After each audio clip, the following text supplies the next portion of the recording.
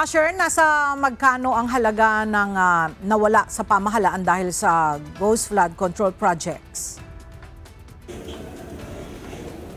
Ela, tinatayang 180 bilyong piso ang napupunta lang sa mga proyekto kaugnay ng flood control, partikular na itong mga tinaguriang ghost projects.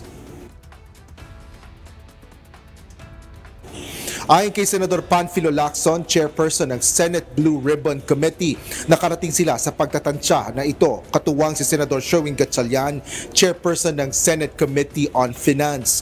Ito ay sa gitna ng pag-iimbestiga ng Blue Ribbon sa mga anomalya sa flood control projects ng gobyerno, habang natutuklasan naman ng Finance Committee ang mga datos ng alokasyon sa taunang budget para sa mga proyekto. Paliwanag ni Senador Ping, nasa 30,000 ang bilang ng mga flood control projects simula pa noong 2016.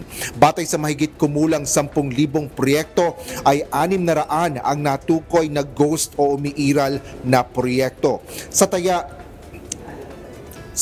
nila Senador Gatchalian, nasa 180 billion pesos mahigit ang nawawala kung magpapatuloy ang trend na 6% ng mga proyekto na ghost projects. Binigyan din ng Blue Ribbon Chair na hindi pa kasama sa halagang ito ang mga nawala sa mga substandard na proyekto. Nilinaw naman ni Lacson na maliit lang na numero ang ungkat at natalakay sa Blue Ribbon kumpara sa kabuuang bilang ng mga posibleng ghost projects. Nauna nang inilahad ng Senado o ng Senador na ang korupsyon sa likod ng mga ghost at substandard flood control projects sa kanyang mga privilege speech noong Agosto at Setyembre. Dagdag pa ni Lacson, nakababahala din na katiting lang ang 110 million pesos na ibinalik di umano noong nakaraang linggo ni Henry Alcantara, ang dating district engineer ng Department of Public Works and Highways o DPWH.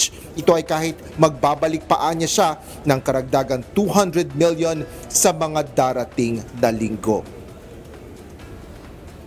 Ela, sinabi rin ni Senadora Ping Lacson na kung mayroon silang o makatatanggap sila ng mga bagong impormasyon ay handang tumulong ang Blue Ribbon sa pagsasampa ng kaso laban sa mga sangkot dito ng mga kaukulang ahensya ng pamahalaan. Kabilang na dyan ang Independent Commission for Infrastructure, Department of Justice at Office of the Ombudsman. Yan ang latest dito sa Senado. Balik sa iyo, Ella. Maraming salamat, Asher Kadapan Jr.